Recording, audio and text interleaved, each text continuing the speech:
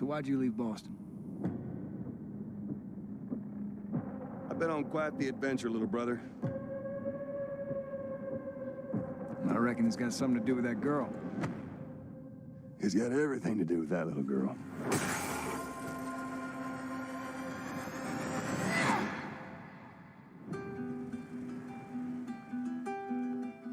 You know, I've never been this close.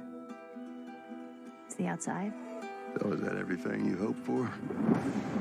Can't be any worse out there.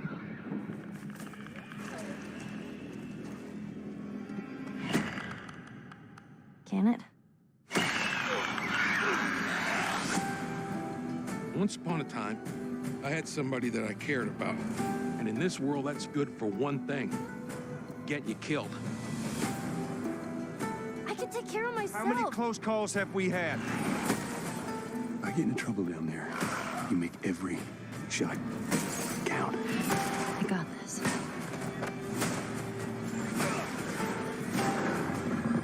Hope you know how to use that thing. I've had some practice.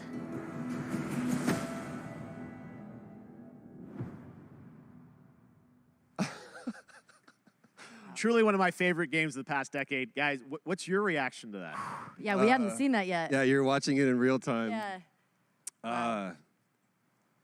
It's because you did these. These performances you did a decade ago. Yeah. You didn't go back in. I mean, you used the original performances. Yeah, right? actually, we came up with a process where we could take the original animation that we did for the faces and kind of like retarget it on these new rigs that have a lot more fidelity. And then the animators went back and We're studied. seeing side by sides here, just how much it has changed. That you went and you redid the models and rebuilt everything. Everything was rebuilt from the ground up. Same art director, re-art directed the whole thing from the ground up. But the great thing about these faces is that they're closer to the original performance. All the animators went and studied those videos and got it closer to what you did on set than we could have achieved before. And that's just like one of the things we could talk about, like this brand new AI, like all the combat is redone. Just the fidelity of everything, 60 frames per second, all this stuff you're getting on the PS5. Again, we wanted to give, knowing because of the show, because they're all new players for PS5 and PC, we wanted them to have the definitive version of The Last of Us. Amazing. Well, now you guys get to replay. I mean, when was the last time you guys played the game? I actually played it again just to refresh my memory before working on the show. I was just a glutton for punishment, and I went straight from playing never part played one straight into part two.